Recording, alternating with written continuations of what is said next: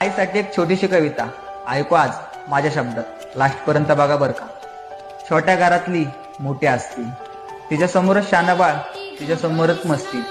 जन्माआधीची आमची 9 महिन्याची दोस्ती. आई माझी सकाळी लवकर उठवणारा गजर, वाईट काळात हजर, प्रत्येक कामावर नजर.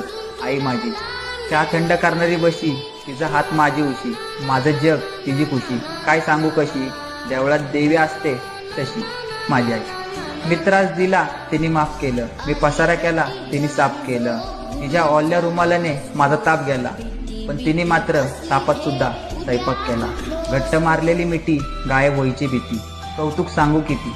आई माझी तिच्या बांगड्यांचा आवाज आला किती आली, हे कसं कळावं, मागेल ते तिच्याकडून कसं मिळावं. तिचं सगळं आयुष्य तिने माझ्या मागे पळावं.